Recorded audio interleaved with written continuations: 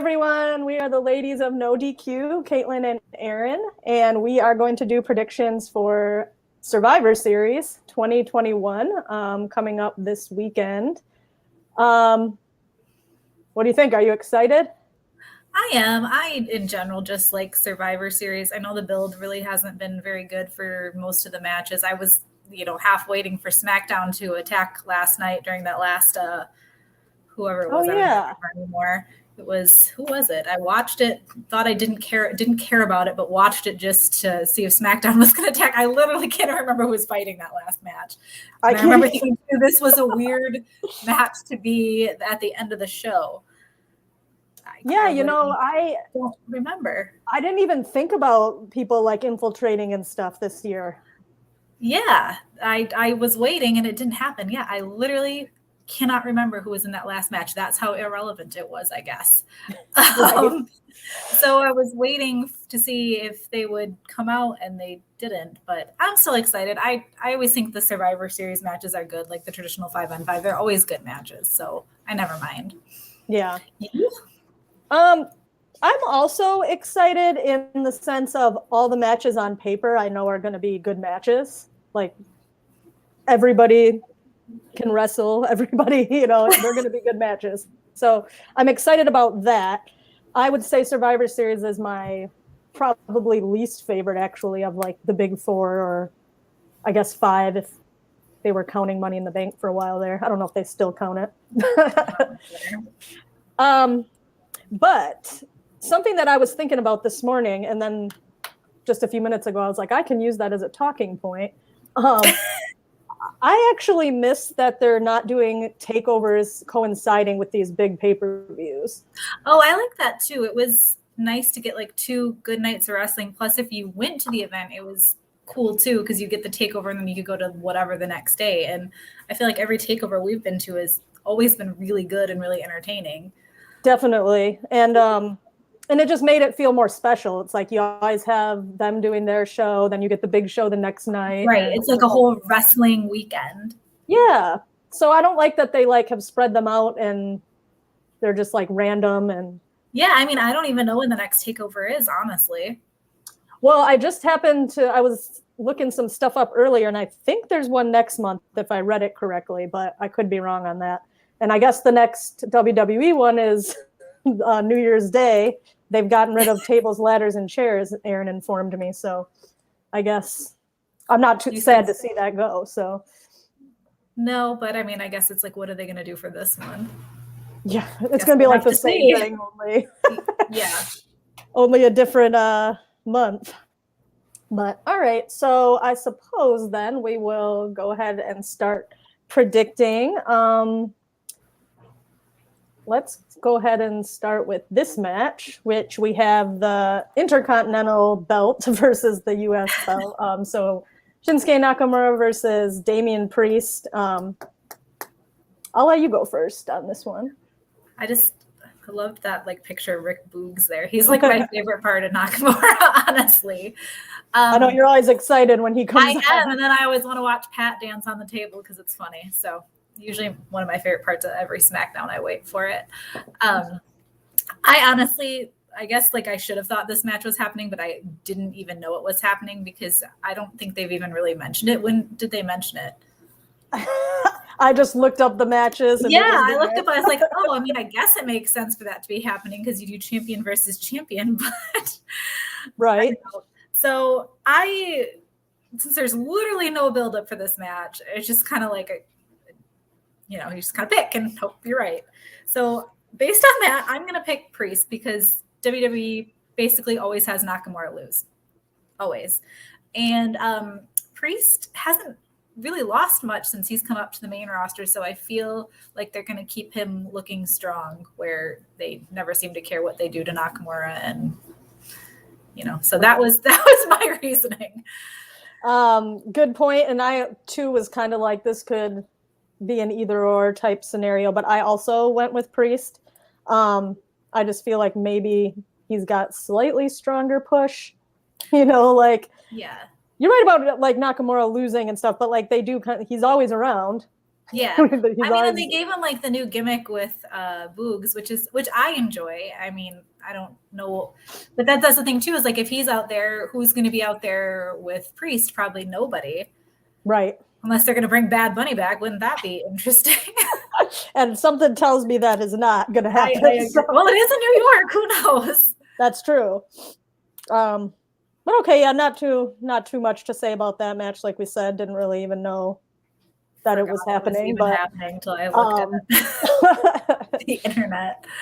And let's go ahead and move to. We've got the tag belt champions versus each other. So we've got RK Bro and the Usos. Another one, you know, I feel like this really could go either way because like the Usos, they've been, you know, with Roman and stuff. So they're like, they've got that going for them. And then RK Bro, they're just super cool and they're being pushed. So hard to say on this one, but I'm going to go ahead and say RK Bro. Okay. I'm just feeling it. Well, I'm going to say the Usos. So okay. My thoughts are, I feel like, especially last night, they're really setting up Randy Orton and Matt Riddle to break up. And I really hope when they do that, I really hope it's Riddle who goes heel because it's the unexpected.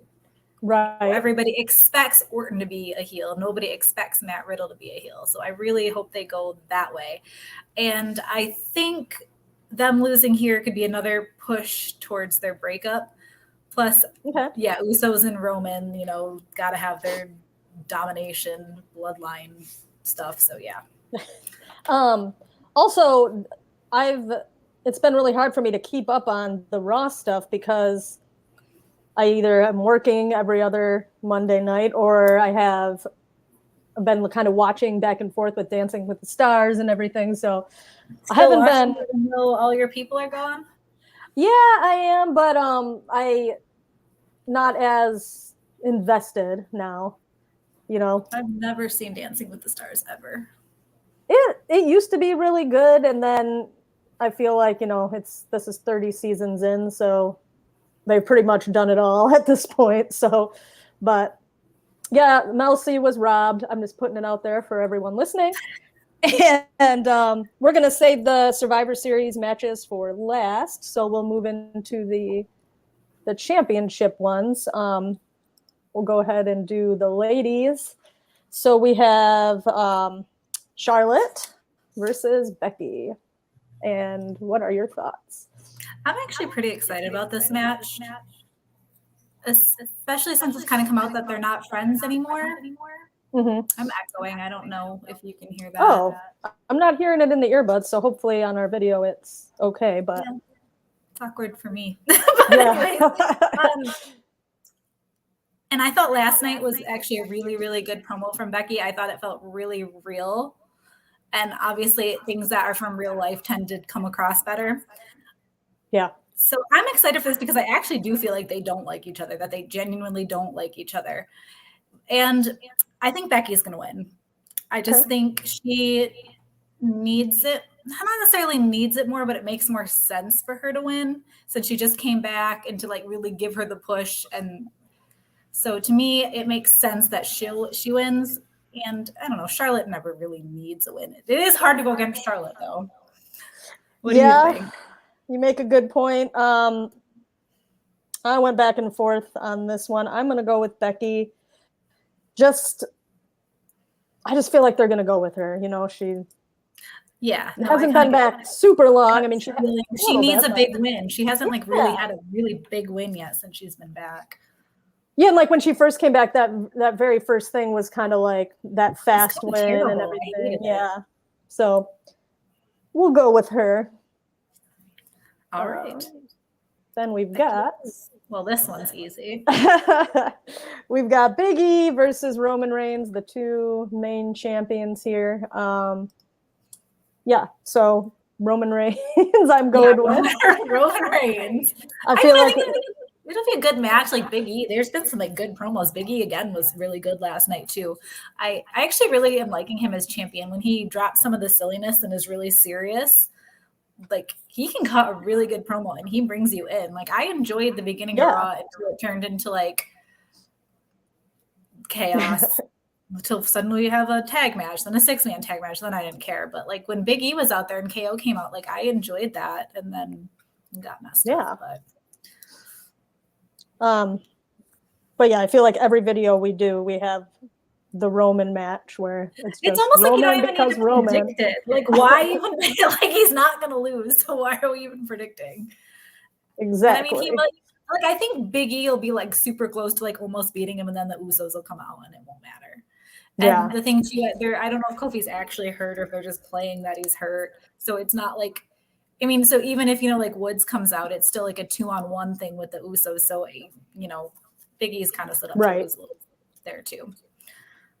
And you just made me think of, any of these matches could have some type of shenanigans, Yeah. So in any event, moving on to the most important things going on, in my opinion. I'm sure one of them will be at a random spot in the card, but we're going to do the guys first. So we have Team Raw, which is Seth, Finn Bálor, KO, Rey Mysterio, Bobby Lashley. Then we have the SmackDown side. It's not, remember, it's Austin Theory.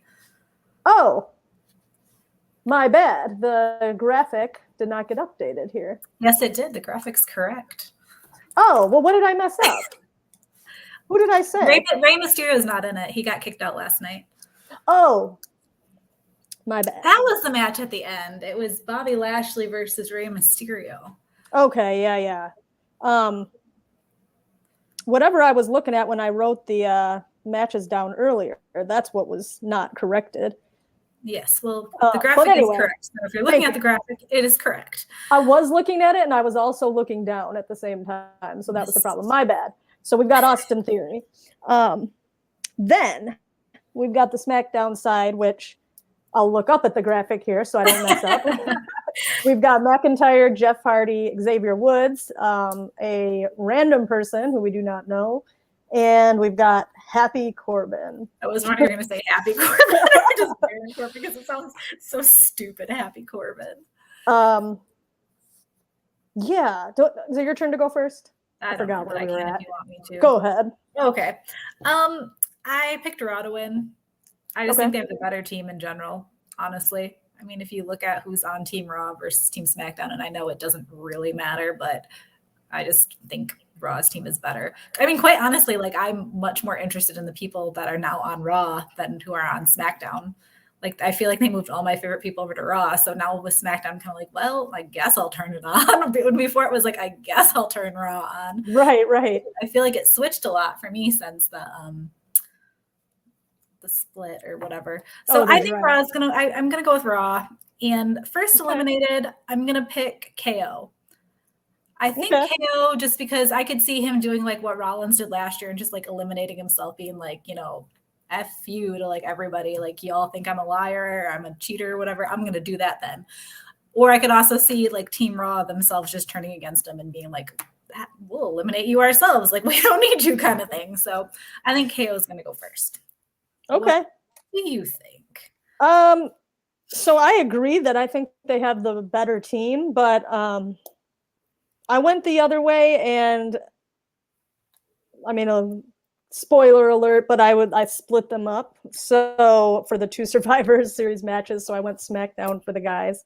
And we'll get to the girls in a minute. I split them too, so we split them. So we got a lot of not the same picks on this card. Yeah.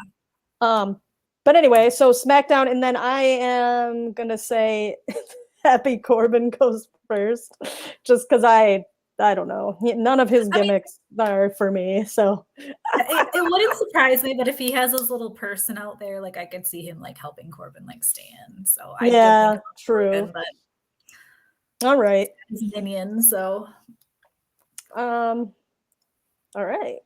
And I made the girls our main event here of our prediction. I was like, I know I would have done it the other way. Well, you know what? I always do usually go women and then men when I'm like doing the order for the predictions. And I'm like, I'm going to change it up this time. So anyway, we've got on the one side, we have Bianca Belair, Rhea Ripley, Liv Morgan, Carmella, and Queen Zelina over there. And then on the SmackDown side, we have Sasha Banks, Shayna Baszler, Shotzi, Natalya, and a unknown person. TBA. Which, by the way, where's Naomi? Is she on She's SmackDown? on SmackDown because the Usos are on SmackDown.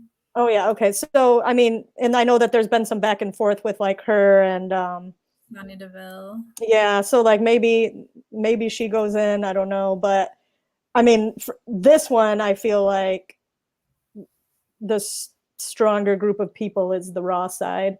Really? I feel like it's the SmackDown side. I don't know. You've got Shayna Baszler and you have Sasha Banks, and I think both of them are better than almost everybody except Bianca Belair on the female side. Yeah, let me rephrase. I feel like the Raw side seems more visible to me. Like these people, like they're doing a lot with like Zelina and Carmella. See that. Yeah. You've seen all of them pretty much every week. I mean, Liv Morgan's got the shot for the title right now. Right. So I think that was like more in my mind. And anyway, I'm going with Team Raw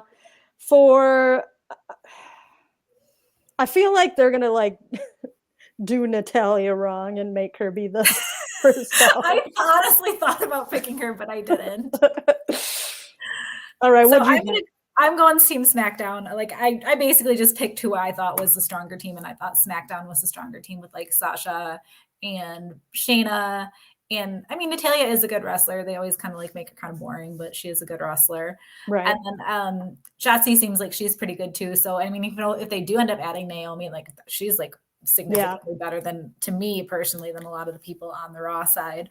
Right. First eliminated, I think Vega is going to go out first. She's got her. Okay.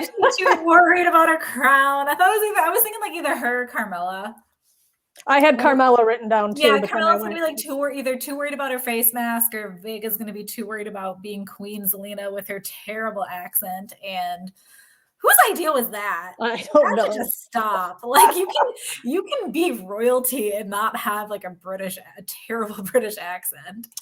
Yeah, I don't know. That was Woods isn't talking with an accent. Like it's not necessary. Like you get your Queen Vega and suddenly you're British. Okay. Right. Sorry. Didn't mean to go off on that tangent. Oh, no, you're Queen Vega is gonna go out first, I think. Okay, well, with that said, that takes us to the end of the card. It'll be interesting to see who these random participants are. I really have no idea for the men's match who that's going to be. Or if we'll have a kickoff match added or something that we don't know. I honestly can barely even think of who's on SmackDown who would go in that role. I know. I couldn't think of it either. So yeah, so that's Survivor Series. And I'm Caitlin. I'm Erin. And we are the Ladies of NoDQ, and we will see you next time. Bye.